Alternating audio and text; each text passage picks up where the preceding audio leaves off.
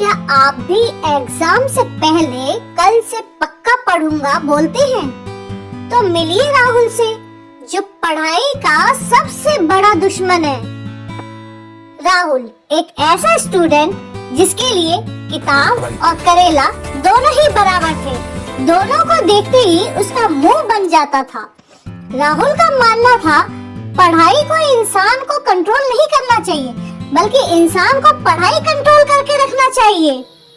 राहुल के मैथ के एग्जाम से एक दिन पहले पूरा घर टेंशन में था। बस राहुल अपने कमरे में फुल कॉन्फिडेंस से बैठा हुआ था। रात में 8 बजे राहुल ने सोचा, आज तो मैं पक्का इतिहास रचूंगा, पूरी रात बैठकर पढ़ाई करूंगा। पूरे जोश के साथ राहुल ने अपने टेबल को अच्छे से साफ किया, अलग अलग रंग के हाइलाइटर निकाले, फिर पानी की एक बोतल भरा और उसे टेबल के एक साइड में रख दिया और कुर्सी पर अच्छे से बैठ गया। और ये पूरा प्रोसेस करने में उसे पूरे 45 मिनट लग गए। फिर राहुल ने सोचा, यार अब 8:45 तो हो ही गए हैं, मैं काम पूरे 9 बजे यानी कि पूरे राउंड फिगर पर ही करूंगा। अब ठीक रात को 9 बजे राहुल ने मैथ्स की बुक खोली। पहला चैप्टर था कैलकुलस। राहुल ने क्वेश्चन को ठीक से देखा। लिखा था डेल्टा x2 dx। राहुल ने सवाल को घूरा और फिर सीलिंग फैन को घूरा और फिर खुद से बोला, अरे यार ये x की वैल्यू ढूंढने से तो अच्छा है कि मैं अपनी लाइफ का कोई मकसद ढूंढ लूं। फिर उसे अचानक से ख्याल आया, यार मैथ्स तो दिमाग का खेल है और दिमाग चलाने के लिए ना एनर्जी चाहिए। तो वो सीधे किचन में गया और मैगी बनाने लगा। रात को 10:30 पर उसने मैगी खाने और इंस्टाग्राम पर पूरे 15 रील देखने के बाद, जो कि मूड बनाने के लिए बहुत ज्यादा जरूरी था, राहुल वापस अपने टेबल पर आकर बैठा और सोचने लगा, जितने भी टफ चैप्टर है उसे छोड़ देता हूँ और आसान है उसे मैं पहले कर लूंगा। फिर उसने प्रोबेबिलिटी वाला चैप्टर खोला। क्वेश्चन था, एक बैग में 3 रेड और 2 ब्लू गेंद रखी हुई है। राहुल चिल्लाकर बोला, अरे यार एग्जाम सिर पर है और इन्हें गेंदें खेलनी है, हटाओ इसको भी।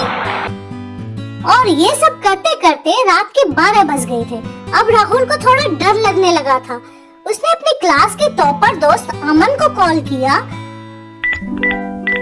और बोला, अमन भाई सुनना, बस इम्पोर्टेंट क्वेश्चन बता दे, बाकी तो मैं संभाल लूंगा।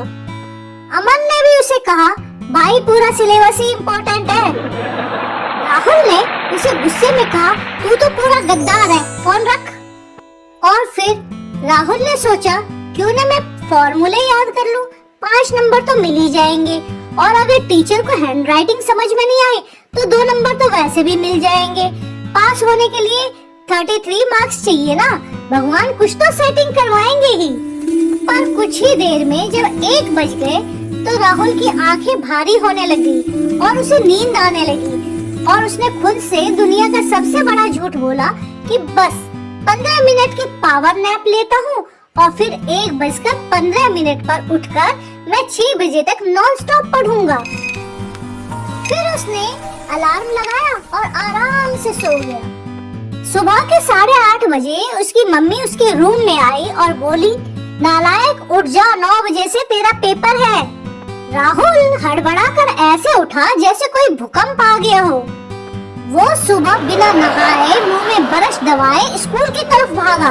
रास्ते में उसने भगवान से डील की, हे भगवान आज तो बचा लो, अगली बार पक्का सेमेस्टर शुरू से पढ़ूंगा, जो कि कभी नहीं होने वाला था। एग्जाम हॉल में जब पेपर हाथ में आया, राहुल ने पहला सवाल पढ़ा जो कुछ समझ में ही नहीं आया। दूसरा पढ़ा, वो भी उसको समझ में नहीं आया। राहुल ने इधर उधर देखा, सभी लिख रहे थे। फिर राहुल ने भी मन मारकर के पेन उठाया और आंसर शीट पर लिखा, क्वेश्चन नंबर 1, माना कि x की वैल्यू 5 है, अगर नहीं है तो ये आपकी गलती है, सवाल गलत प्रिंट हुआ होगा। फिर उसे ख्याल आया कि यार अगर खाली सीट दूंगा तो अच्छा नहीं लगेगा, तो उसने पूरे पेपर पर टाइटैनिक फिल्म की कहानी लिख दी। बस बीच बीच में देयरफॉर, हैज और प्रूव्ड और दिया ताकि टीचर कंफ्यूज हो जाए। रिजल्ट वाले दिन टीचर ने राहुल को पेपर दिखाया। राहुल को 100 में से केवल 2 नंबर मिले थे। टीचर ने भी उसके पेपर पर एक कमेंट लिख दिया। लिखा था, बेटा राहुल, कहानी तो बहुत अच्छी थी, लेकिन टाइटैनिक को मैथ्स के एग्जाम में नहीं, हिस्ट्री के एग्जाम में डुबोना चाहिए था। राहुल की हालत देख करके तो मुझे भी लगता है ये जो 5 मिनट का नैप लेने वाला इंसान है ना, ये दुनिया का सबसे बड़ा रिस्क लेने वाला इंसान है। आप बताओ, आपकी क्लास में कौन है राहुल? उसे ये कहानी जरूर टैग करो, और अच्छी लगे, रिलेटेबल लगे तो आप लाइक, शेयर और सब्सक्राइब जरूर करें।